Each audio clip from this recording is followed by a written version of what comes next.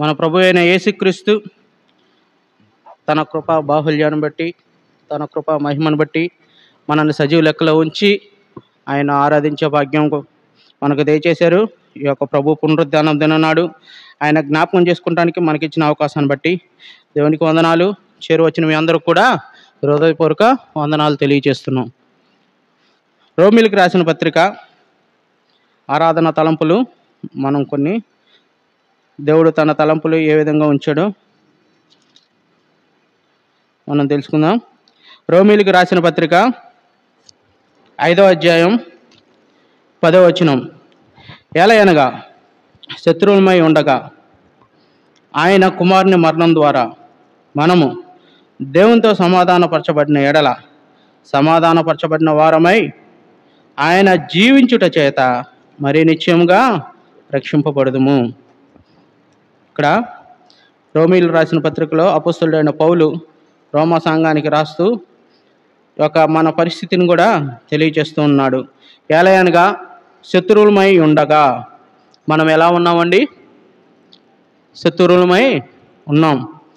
ఎందుకు మనము దేవునికి శత్రువులమై ఉన్నామంటే మన పాపం చేత, మన అపరాధం చేత, మన యొక్క అతిక్రమల క్రియల చేత, మన దోషముల చేత మనము పాపంలో ఉన్నాం కాబట్టి దేవునికి శత్రువులుగా ఉన్నాం. మన యొక్క శత్రుత్వాన్ని తీసివేసి దేవునితో సమాధాన పరచబడాలని ఆయనే మానవ రూపిగా యేసుక్రీస్తుగా ఈ యొక్క భూలోకానికి వచ్చి మనను పాపం నుండి విమోచించడానికి, మన యొక్క దోషాలని తీసివేయటానికి ఆయన ఎలా వచ్చాడండి? కుమారుని ద్వారా వచ్చాడు. ఆ కుమారుని మరణం ద్వారా మనము ఏమై ఉన్నాం? సమాధానపరచబడి ఉన్నాం. మన యొక్క దోషం చేత, మన యొక్క అపరాధం చేత మనము దేవునికి శత్రువులమై ఉండగా మనల్ని ఆయన ప్రేమించాడు. మనల్ని రక్షించటానికి, మన పాపం నుండి మనకి విడుదల విమోచనం కలిగించడానికి ఆయన మానవ రూపిగా ఈ యొక్క భూలోకానికి వచ్చాడు. ఆయన యొక్క మరణం ద్వారా, అంటే ఆయన కుమారుని మరణం ద్వారా మనం దేవునితో సమాధానపరచబడిన ఎడల, అంటే మనము సమాధానపరచబడాలంటే ఎవరి ద్వారా మనం సమాధానపరచబడగలము? ఆయన ద్వారానే మనము సమాధానపరచబడగలము. అలా సమాధానపరచబడిన వారమై ఆయన జీవించుట చేత, ఆయనలో మనము సమాధానపరచబడితే ఆయన జీవించుట చేత మనం కూడా జీవించటానికి బద్ధులమై ఉన్నాం. ఆయన జీవించుట చేత మరి నిశ్చయంగా మనము రక్షింపబడతాం. మన యొక్క పాపం చేత, మన యొక్క అపరాధం చేత మనము ఏమైపోయి ఉన్నాం? శత్రువులమై ఉన్నాము. నిత్యమైన శిక్షకు మనము అర్హులమై ఉన్నాం. మనము మన యొక్క శిక్షను తొలగించుకోవడానికి మనకి చేతగాని సమయం. అటువంటి సమయంలో దేవుడే తన కుమారుని పంపించి ఆయన యొక్క మరణం ద్వారా మనకి పాప విమోచన కలిగించాడు. ఆయన యొక్క శిలువ మరణము, ఆ యొక్క త్యాగము మనల్ని ఆయన యొక్క కుమారుని ద్వారా, ఆ మరణం ద్వారా మనల్ని సమాధానపరచబడింది. ఆ యొక్క సమాధానం ఎలా వచ్చింది? ఆయన మరణం ద్వారా మనకి సమాధానం వచ్చింది. ఆయన మరణాన్ని ఎప్పుడైనా జ్ఞాపకం చేసుకున్నావా ప్రియ సోదరుడా, ప్రియ సోదరి?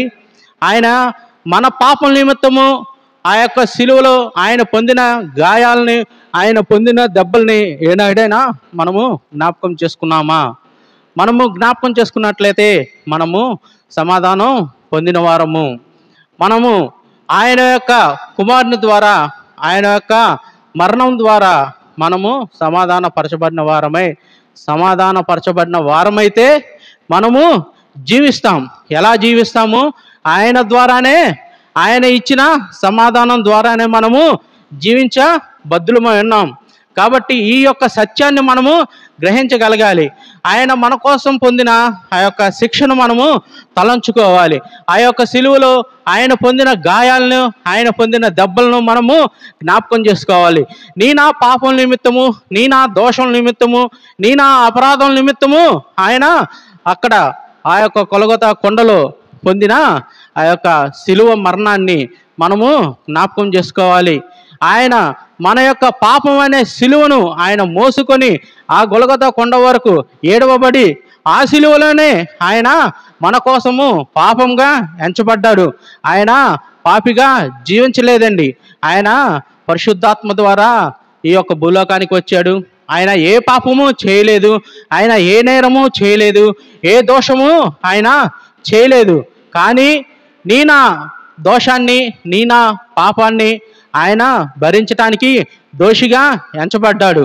ఆయన మనల్ని మన పాపం నుండి మనల్ని విడుదల విమోచనం కలిగించడానికే ప్రభువైన యేసుక్రీస్తు కుమారుని రూపంలో వచ్చి మన యొక్క శిక్ష యావత్తును కూడా ఆ యొక్క గొలగొతా కొండలో అనుభవించాడు. ఆయన మనకు ఇచ్చిన ఈ సమాధానాన్ని బట్టే మనము రక్షింపబడతాము. ఈ యొక్క సత్యవాక్యాన్ని మనము గ్రహించగలిగితే మనము సమాధాన పరచబడిన వారమే. ఎఫ్ఎసీలకు రాసిన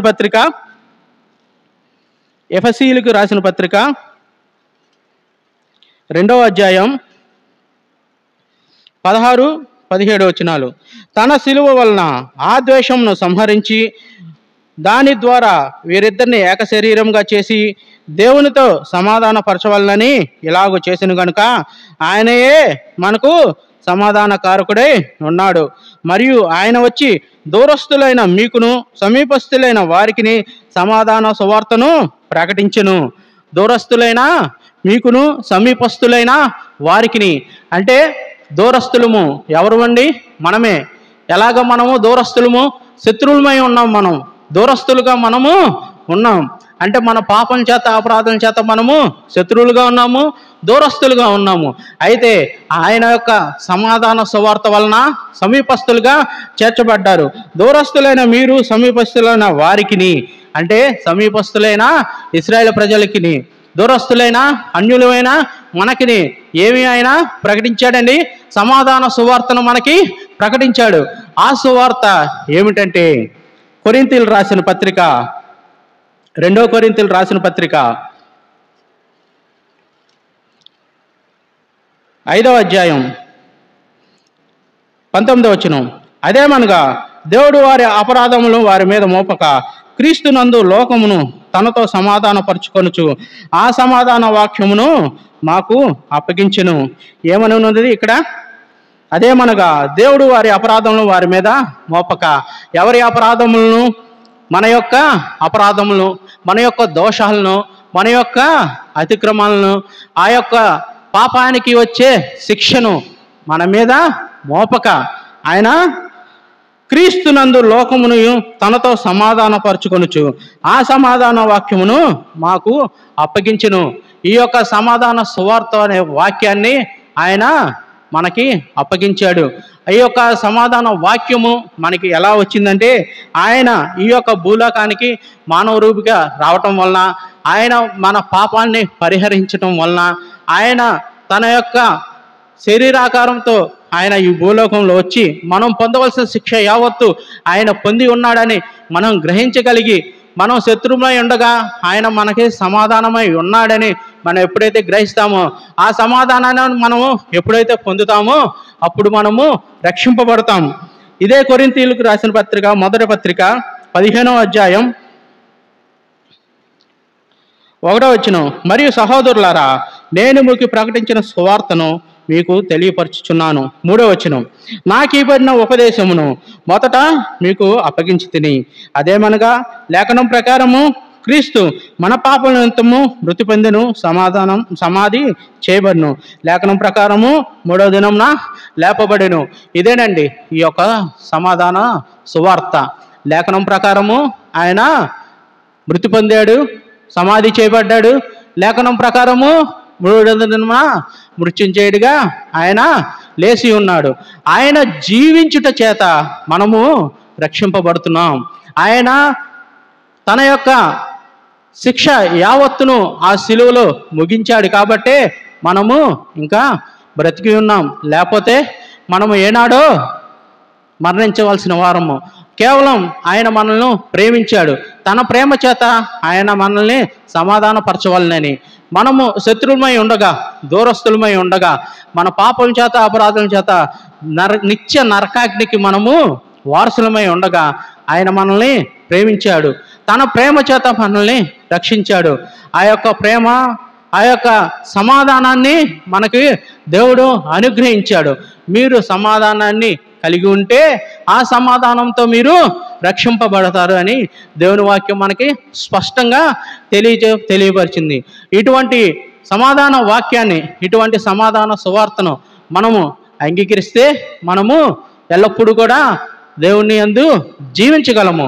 ఆయన మరణించుట ద్వారా మనము జీవించగలుగుతున్నాం అన్న సత్యాన్ని మనం గ్రహించగలిగితే మన యొక్క ఆరాధన దేవుడు అంగీకరిస్తాడు.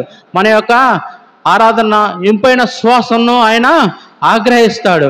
మన దూరస్థులమై ఉండగా మనల్ని ఆయన సువార్త వలన మనల్ని సమీపస్తులుగా ఇశ్రాయేలు ప్రజలతో సహవాసంగా సమాధానం కలిగి వారసులుగా మనల్ని ఆయన చేసి ఉన్నాడు ఈ యొక్క వాక్యం ద్వారా.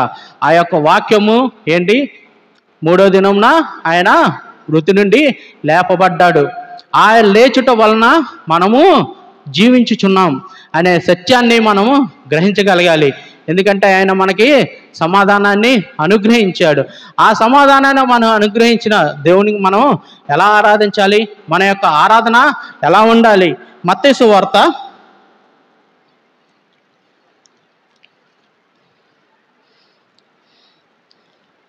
5వ అధ్యాయం 23వ వచనం. కావున నీవు బలిపీఠం వద్ద అర్పణ అర్పించుచుండగా నీ మీద నీ సహోదరునికి విరోధం ఏమైంది కలదని అక్కడ నీకు జ్ఞాపకం వచ్చిన ఎడలా అక్కడ బలిపీఠం ఎదుటనే నీ అర్పణను విడిచిపెట్టి మొదట వెళ్ళి నీ సహోదరునితో సమాధానపడుము, అటు తర్వాత వచ్చి నీ అర్పణను అర్పింపుము. ఇక్కడ దేవుడు తన యొక్క పరిశుద్ధమైన ఆరాధనలో భాగంగా మన అర్పణ, మన యొక్క ఆరాధన ఏ విధంగా ఉండాలో మనకి సెలవిచ్చి ఉన్నాడు. మనము దేవుని యొద్దకు వచ్చినప్పుడు, దేవుణ్ణి ఆరాధించటానికి వచ్చినప్పుడు మనము ఎలా ఉండాలి? సమాధాన స్థితిలోనే మనం ఉండాలి. ఒకవేళ తెలియని పరిస్థితిలో తెలియక నీ సహోదరుని మీద నీకు ఏదైనా ద్వేషము, అసూయ ఏమైనా ఉన్నయడలా మొదట వెళ్ళి ఏం చేయమన్నాడండి? అర్పించమన్నాడా? కాదండి. అర్పణని అక్కడ వదిలి వెళ్ళి ముందు నీ సహోదరునితో సమాధాన పడుము, సమాధాన పడిన తర్వాత వచ్చి దేవుణ్ణి అర్పించమన్నాడు. కాబట్టి మనము మానవులమే, ద్వేషాలు, అసూయలు, కుళ్ళు ఉండటం సహజమే. కాకపోతే వాటన్నిటిని కూడా మనము వదిలివేయాలని దేవుడు తన యొక్క వాక్యం ద్వారా సెలవిస్తున్నాడు. కాబట్టి మనము ఎలా ఆరాధించాలనేది కూడా దేవుడు మనకి వాక్యం ద్వారా మనకి సెలవిస్తుండగా మనం ఇంకా అలానే ఉంటే దేవుడు మన ఆరాధనని అంగీకరిస్తాడా? ఒకసారి ఆలోచించండి. నీకోసం, నా కోసం ఆ యొక్క సిలువలో ఆయన చేసిన గొప్ప బలియాగము, త్యాగము ఎందుకైనా? మన ఇష్ట ప్రకారంగా మనం ఉండి దేవుని ఆరాధించడానికైనా? దేవుడు మనకు ఒక పద్ధతిని ఏర్పాటు చేశాడు. ఆయన అర్పణను అర్పించేటప్పుడు నీ సహోదరుని మీద నీకేమైనా ద్వేషం కలదని నీకు జ్ఞాపకం వచ్చిన ఎడల అర్పణను వదిలి వెళ్ళి మొదట నీ సహోదరునితో నీవు సమాధాన పడుము, ఆ తర్వాత వచ్చి ఆరాధించుము అనే దేవుడు మనకి స్పష్టంగా తన వాక్యం ద్వారా మనకి సెలవిచ్చి ఉండగా మనము మన అర్పణను దేవునికి ఇష్టకరంగాను ఇంపుగాను ఆయనకి మన అర్పణ ఉండాలంటే ముందు మనము సమాధానాన్ని ఎరగాలి. దేవుడు మనకిచ్చిన సమాధానము మనము ఎరిగి ఉండాలి. ఆ సమాధానాన్ని మనం ఎరిగి ఉంటే ఆ యొక్క సమాధానాన్ని బట్టి మనము రక్షింపబడతామని రోమాపత్రిక 5:10 ఆ యొక్క వాక్యం ద్వారా దేవుడు మనకి సెలవిచ్చున్నాడు. కాబట్టి మనము ఆయన ఆరాధించడానికి వచ్చినప్పుడు మనం ఎలా ఉండాలి? సమాధాన స్థితి కలిగి ఉండాలి. సమాధానం కలిగి ఉండాలంటే దేవుణ్ణి మనము ఆరాధించ బద్దులమే ఉండాలి. దేవునిలో మనము ఆనుకొని ఉండాలి. ఆయన కృపను, ఆయన మహిమను మనము ఎరిగే వారముగా ఉండాలి. ఆయన కృపను మనం ఎరిగితే ఈ యొక్క సత్యవాక్యాన్ని మనము గ్రహించగలము. ఈ యొక్క వర్తమాన వాక్యాన్ని మనము గ్రహించగలము. ఈ యొక్క వాక్యము మనం గ్రహించగలిగితే దేవుడు ఇచ్చిన సమాధానాన్ని మనము పొందగలుగుతాం. ఆ సమాధానం పొందగలిగినప్పుడు మనము జీవించగలుగుతాం. అలా జీవించి దేవుణ్ణి ఆరాధించగలము. అలా ఆరాధించిన ఆరాధన అటువంటి బలి అర్పణ దేవునికి ఇష్టకరంగాను మహిమకరంగాను ఇంపైన సువాసనగాను ఉంటుందని తన వాక్యం ద్వారా దేవుడు మనకి సెలవిచ్చున్నాడు. కాబట్టి మనం ఏం చేయాలండి? మన యొక్క అర్పణ అర్పించేటప్పుడు మనము సమాధానం కలిగి దేవుణ్ణి అర్పించాలి. ఆ యొక్క సమాధాన సువార్త ఏమిటో, ఆ సువార్త వలన మనకు వచ్చిన రక్షణ ఏమిటనేది మనము గ్రహించగలగాలి.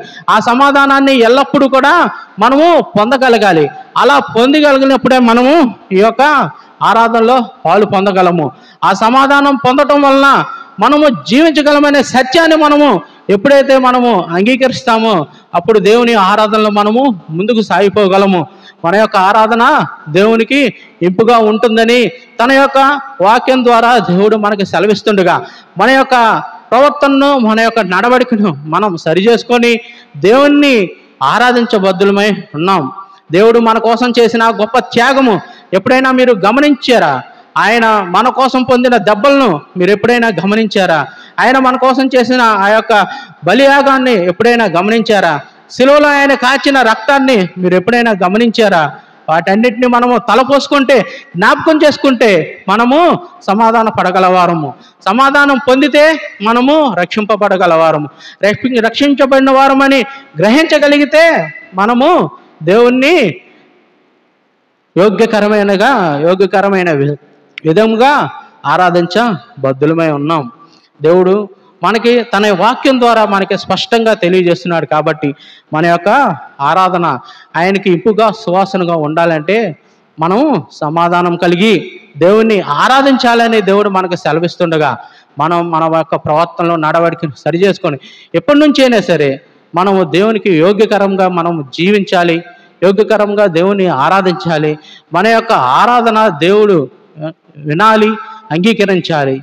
అలా అంగీకరించాలంటే హేబేలులాగా పవిత్రమైన అర్పణ మనము తీసుకురావాలి. ఆనాడు ఇజ్రాయెల్ ప్రజలు గొర్రెలు, ఎడ్లు, మేకలు, పావురాలు అన్నీ తీసుకొచ్చారు. కానీ ఈ కాలము మనం ఏం తీసుకొచ్చే పని లేదండి. మన యొక్క హృదయాన్ని దేవునికి అర్పిస్తే చాలు. మన హృదయాన్ని దేవునికి స్వచ్ఛంగా అర్పిస్తే ఆ యొక్క హృదయంలో ఎటువంటి కల్మషము, అసూయ, ద్వేషము ఏమీ లేకుండా దేవుని యొక్క సమాధానం కలిగి ఓర్పు, క్షమాపణ, సమాధానము, ప్రేమ, విశ్వాసం కలిగి మనము ఆరాధిస్తే చాలండి. దేవునికి యోగ్యకరమైన స్థితిగా ఉంటుంది. అలా ఆరాధించాలని దేవుడు మన ఎల్లా ఎదురు చూస్తున్నాడు. కాబట్టి మన యొక్క ఆరాధన అలా ఉండాలని దేవుడు మన ఎడల తన వాక్యం ద్వారా మనకి సెలవిచ్చాడు. కాబట్టి మన యొక్క ఆరాధన అలా ఉండాలనే దేవుడు అంగీకరిస్తున్నాడు. కాబట్టి మనకి ఆయన హెచ్చరిక చేస్తున్నాడు. కాబట్టి ఈ యొక్క ఆరాధన తలంపులు మన హృదయాల్లో ఉంచుకొని యోగ్యకరమైన స్థితిలో ఉండి దేవుణ్ణి ఆరాధించబద్దులమై ఉన్నాం. దేవుడు ఇచ్చిన హెచ్చరికలను దీవించునుగాక.